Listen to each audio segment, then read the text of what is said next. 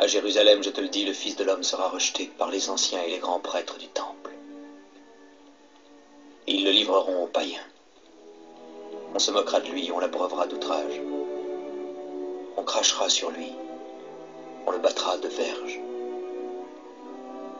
Et on le fera mourir.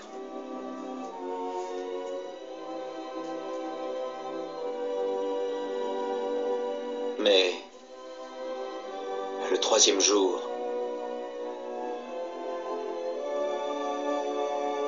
il ressuscitera.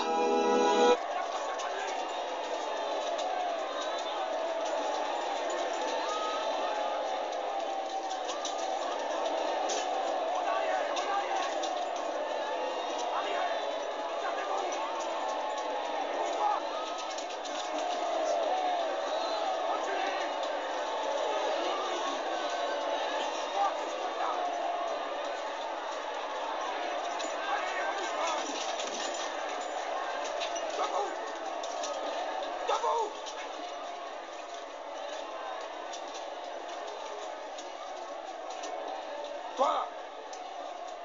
Quel est ton nom? Je m'appelle Simon de Cyrène. Viens par ici. Coupez les cordes!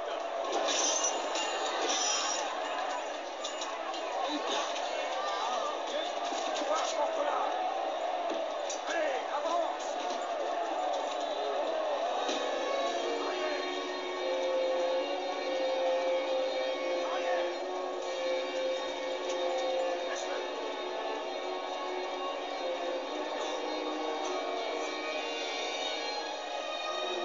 Allez, dégagez le passage.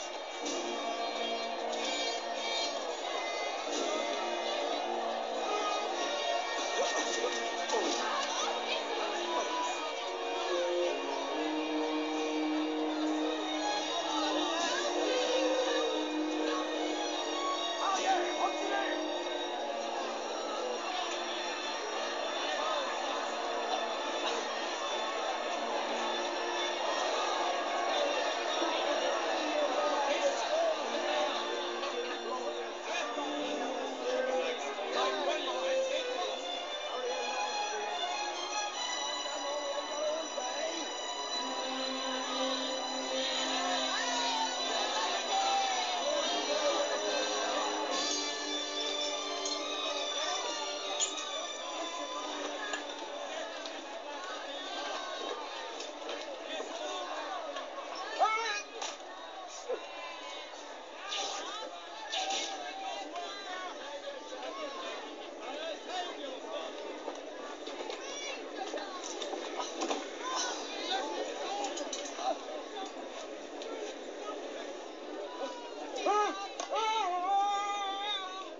Allez, plus vite.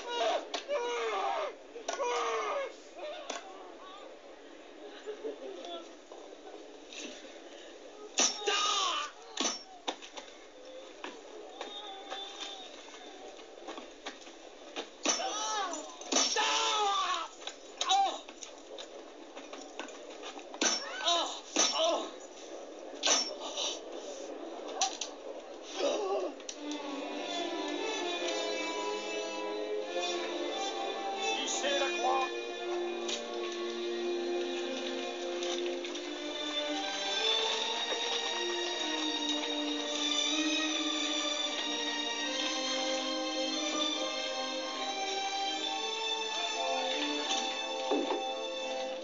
Toi, lâche le piquet.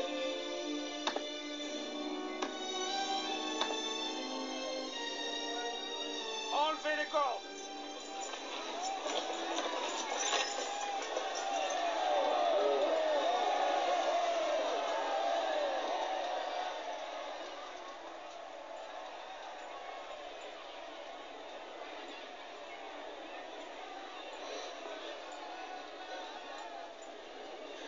Mon père, pardonne-leur,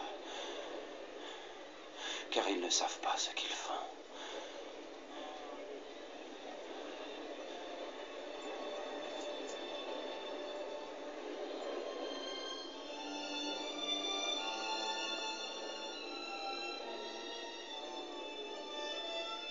Il en a sauvé d'autres. Qu'il se sauve lui-même. Oui! le Messie. Sauve-toi toi-même et descends de la croix. Montre-nous un de ces miracles.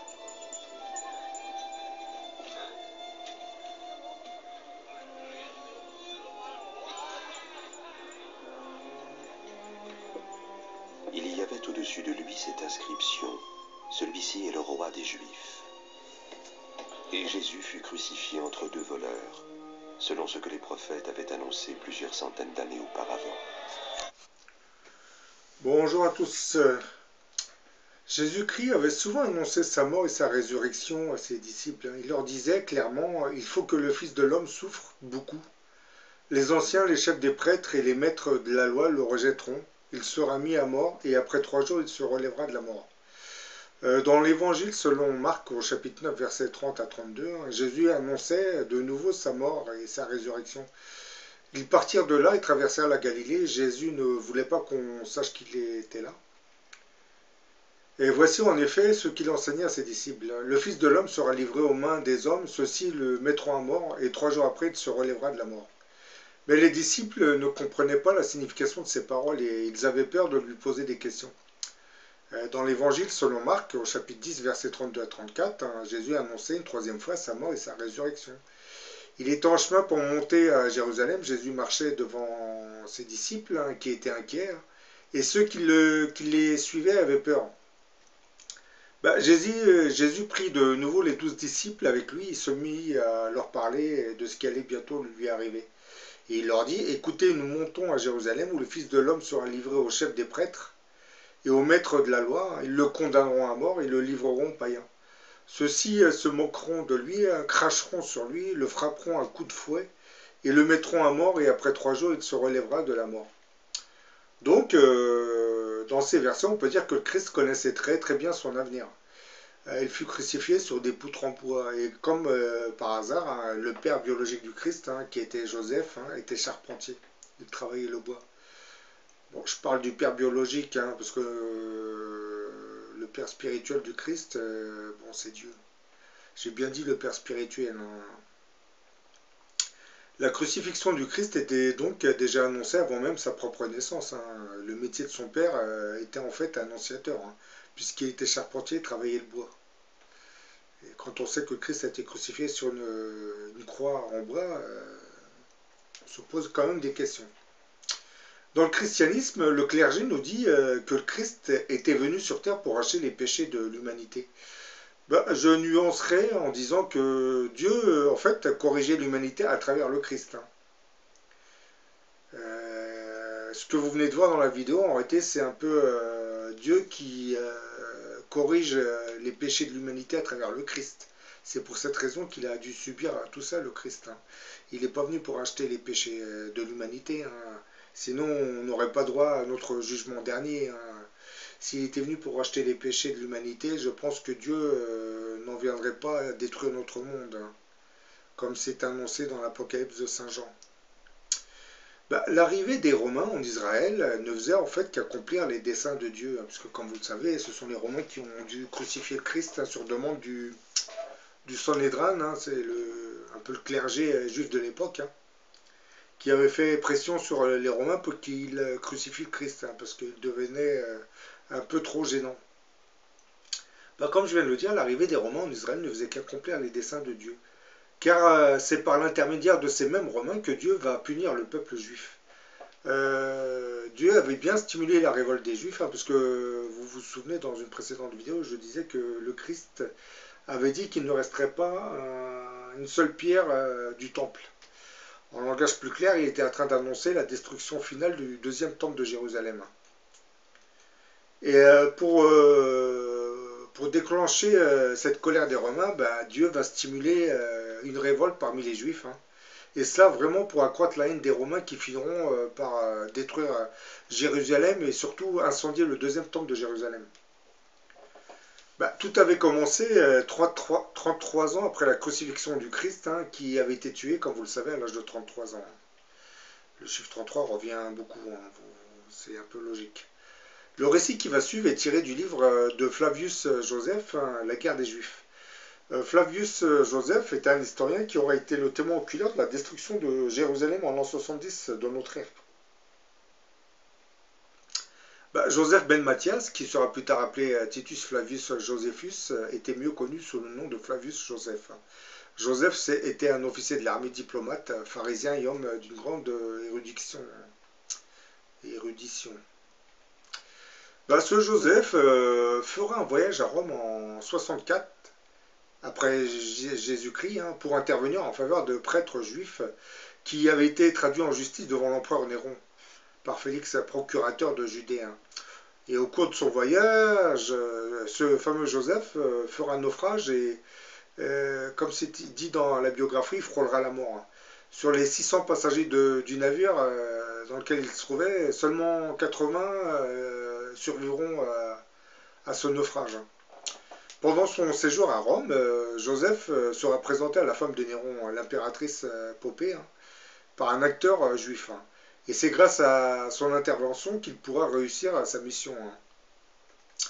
Lorsque Joseph retournera en Judée, c'est-à-dire en Israël, pour ceux qui ne comprennent pas, qui ne connaissent pas, les Juifs étaient déjà déterminés à se rebeller contre Rome.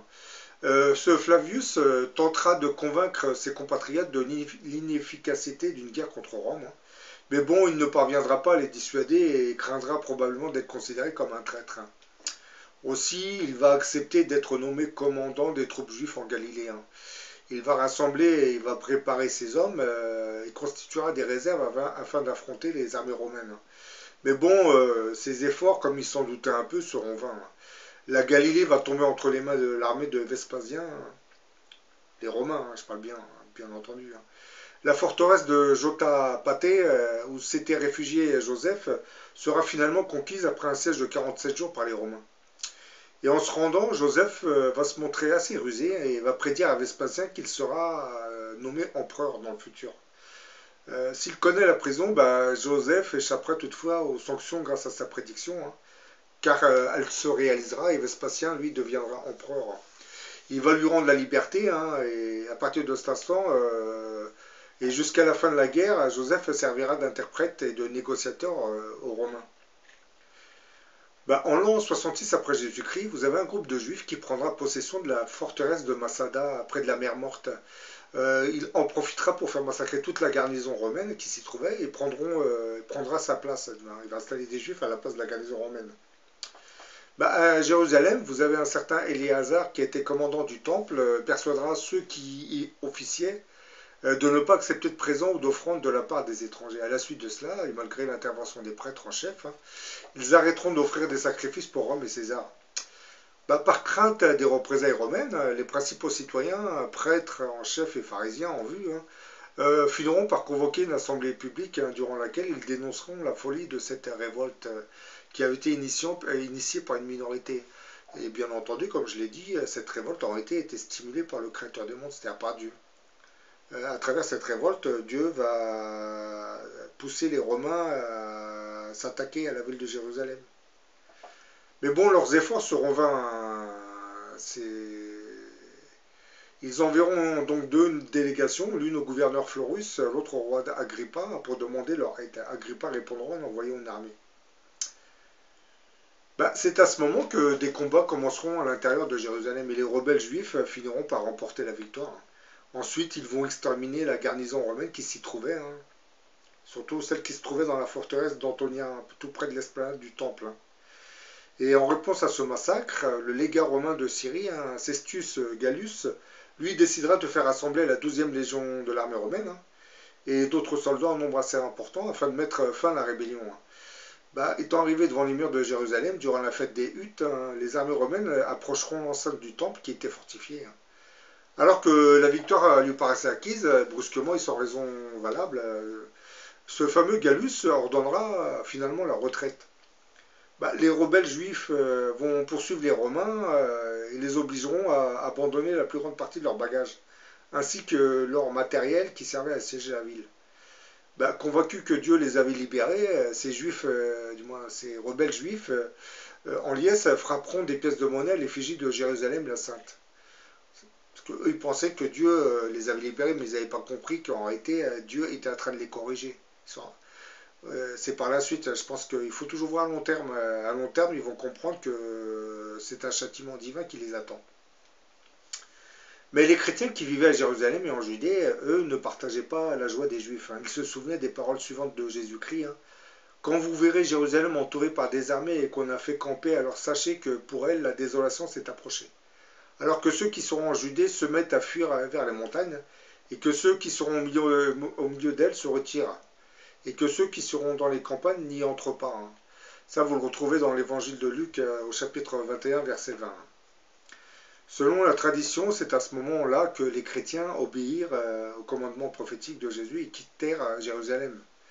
Oui, parce que eux, les chrétiens, connaissaient ces paroles prophétiques du Christ. Donc ils ont préféré fuir la ville de Jérusalem parce qu'ils se doutaient bien que quelque chose de grave allait s'abattre sur cette ville.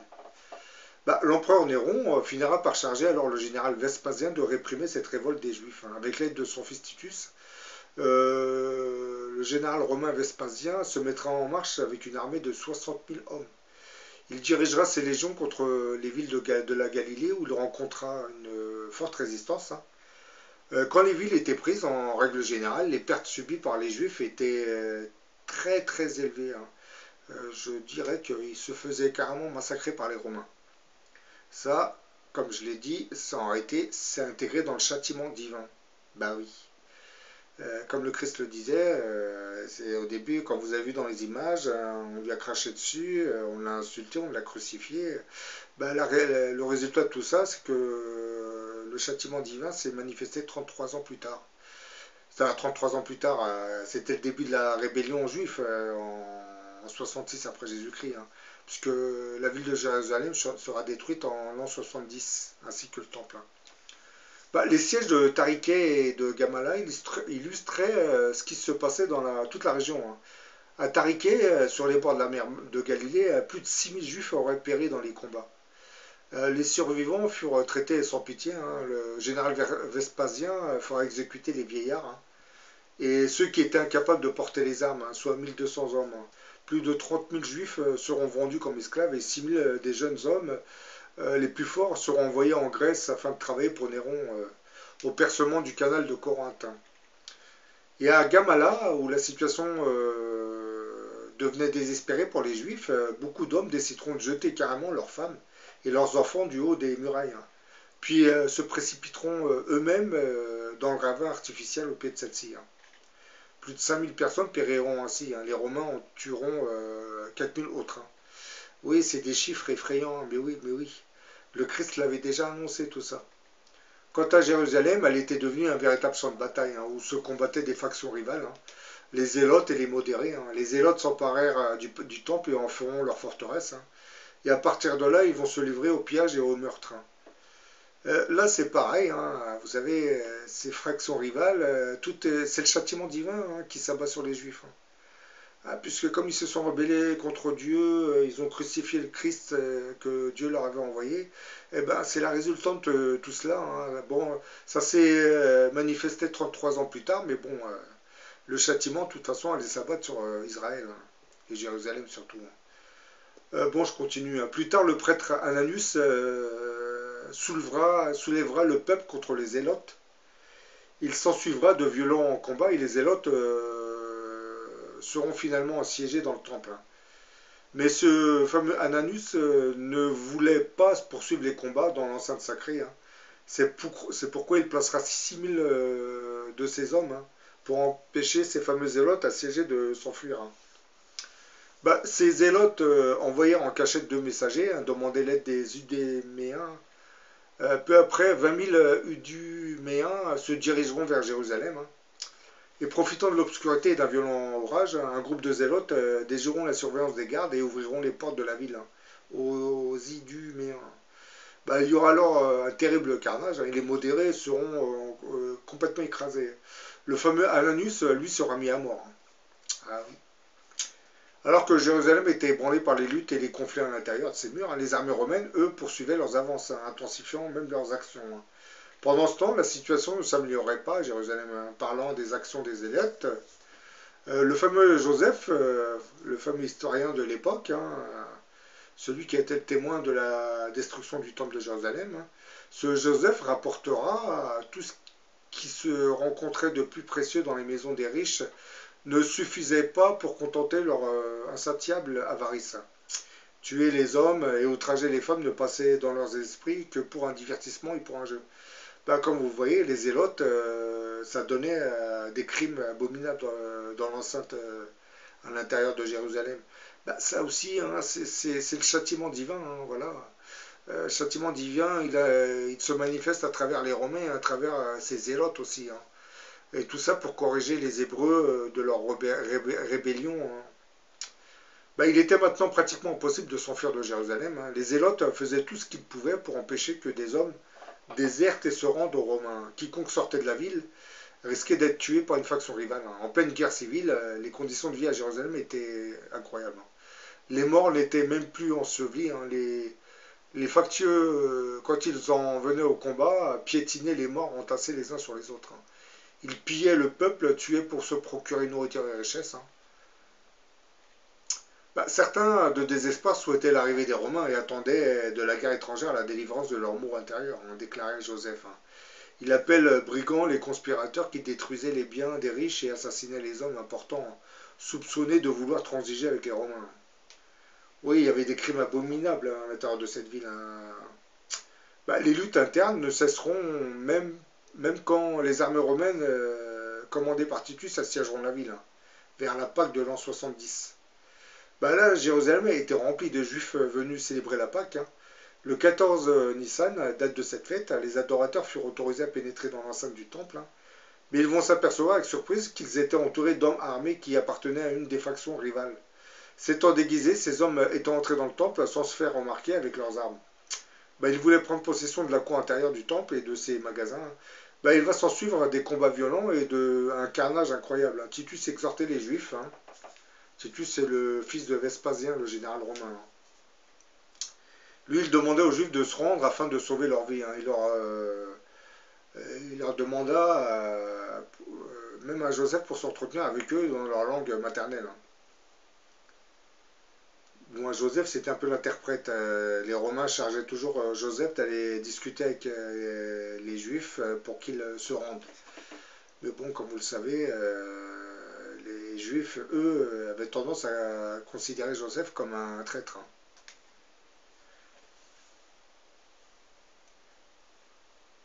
Bah, peu après, au moyen de leur machine de guerre, hein, les Romains, à partir de l'an 70, hein, comme je viens de le dire, s'attaqueront à la première des trois murailles au nord de Jérusalem. Le 15e jour, cette muraille tombera finalement aux mains des Romains, hein. 4 jours après, ils seront maîtres de la seconde muraille, hein, mais les Juifs contre-attaqueront, hein, et ils vont les repousser. Puis après 4 jours de combat, durant lesquels ils vont subir de lourdes pertes, hein, bah, les Romains vont reprendre la seconde muraille, hein, ils vont en démolir toute la partie nord, hein, d'un bout à l'autre, hein. Bah, il ne restait donc plus qu'un mur, hein. Plus tard, le fils de Vespasien, c'est-à-dire Titus, tiendra un conseil de guerre et proposera la construction d'une enceinte tout autour de la ville, hein. Étant donné que les Juifs seraient dans l'impossibilité de sortir de la ville, hein, Titus pensait que cela les inciterait à se rendre ou lui faciliterait la prise de la ville à cause de la famine, hein, qui en résulterait. Bah, son plan sera finalement adopté, hein. Les soldats seront organisés pour réaliser ce projet, hein. Le travail de construction du mur se transformera en un concours de vitesse qui opposera les différentes légions romaines, hein. Ce qui souleva un grand enthousiasme parmi les soldats qui se dépêchaient pour finir leur portion les premiers, hein. Bien entendu, comme vous le savez, les Romains voulaient faire plaisir à leurs supérieurs, et je pense qu'à cette époque, on a dû leur offrir un cadeau, c'est-à-dire offrir un cadeau à la légion qui terminera le plus rapidement le mur. Cette fortification de plus de 7 km de long sera finalement achevée en 3... je pense que c'était pas 3 jours, hein, c'était une semaine, hein. Parce que là, on nous dit 3 jours, mais cette fortification avait été terminée en 5-6 jours, hein, voire 7 même, je dirais. Bah, à Jérusalem, suite à la construction de ce mur, hein, bah, la famine était devenue encore pire qu'avant, hein. Parce que là, plus rien ne pouvait rentrer, plus rien ne pouvait sortir, hein. Les Romains encerclaient la ville, hein. Joseph, lui, notre historien, écrivait les maisons étaient pleines de corps morts, hein, des femmes et des enfants, les rues de ceux des vieillards, hein. Et les jeunes, tout enflés et tout languissants, allaient en chancelant à chaque pas dans les places publiques. On les aurait plutôt pris pour des spectres que pour des personnes vivantes. Et la moindre chose qu'ils rencontraient les faisait tomber. Ainsi, ils n'avaient pas la force d'enterrer les morts. Et quand ils l'auraient eu, ils n'auraient pas pu s'y résoudre tant à cause de leur trop grand nombre, que parce qu'ils ne savaient combien il leur restait encore à eux-mêmes à vivre. Ça nous fait penser un peu à la Deuxième Guerre mondiale, vous savez, pendant le siège de Stalingrad. Les Russes ont dû souffrir lorsque les Allemands étaient autour. Les Romains apprendront que durant le siège de la ville, pas moins de 600 000 cadavres avaient été jetés hors des portes de Jérusalem. Finalement, les Romains vont pénétrer jusque dans l'enceinte du temple. Après que le sanctuaire avait été incendié, ils décideront de mettre le feu aux autres bâtiments. Environ 6000 personnes s'étaient réfugiées sur le toit de la dernière colonnade de l'esplanade du temple. Les pauvres, celles-ci avaient cru aux paroles d'un faux prophète qui leur avait dit d'aller là pour y recevoir des signes de leur délivrance. Mais le problème, c'est que les soldats romains vont incendier la colonnade par en dessous. Et tous ces juifs vont sauter de la galerie en flammes et seront tués, bien entendu. Quand le siège sera terminé, le nombre de victimes était vraiment incroyable. C'était la destruction de Jérusalem et l'exil des Juifs par les Romains en l'an 70 de notre ère avait conduit à une catastrophe humanitaire. Le nombre de morts se chiffrait en centaines de milliers. Et au total, il y avait eu 97 000 prisonniers. Les jeunes gens les plus forts seront gardés pour la procession triomphale. Et un grand nombre des autres captifs seront envoyés finalement en Égypte et à Rome pour y effectuer des travaux pénibles. Et certains vont périr dans les arènes en face des gladiateurs, dans différentes provinces romaines. Quant aux prisonniers qui étaient âgés de moins de 17 ans, ils seront vendus. Je vous ai fait cette petite vidéo parce que là je vous ai un peu fait une sorte d'historique de ce qui s'était passé, de la guerre qui a opposé les Juifs aux Romains. Mais il faut comprendre que cette guerre en réalité est la résultante de la crucifixion du Christ, 33 ans plus tôt. Parce que vous vous souvenez, le Sanhédrin avait chargé les Romains de faire crucifier le Christ. Et vous avez vu dans les petits extraits, tout au début, on lui crachait à la figure. Il a subi il avait subi le martyre. Et encore, je ne vous ai pas montré la scène de la flagellation. C'est encore pire. Carrément, vous avez des lambeaux de chair qui partaient du dos du Christ. Et le Christ avait bien dit qu'il ne resterait pas une pierre de ce temple. Donc, ce qui s'est passé 33 ans après sa crucifixion, en l'an 66, avait été déjà prédit par le Christ. Le déclenchement de la révolte, la répression romaine. Puis comme je vous l'ai dit, c'est Dieu qui avait stimulé cette révolte pour pousser les Romains à détruire le temple. Parce que l'hypocrisie du peuple juif était devenue telle que Dieu, c'est-à-dire le châtiment divin, allait s'abattre sur ce temple. Bon, je vous dis à la prochaine pour une autre vidéo.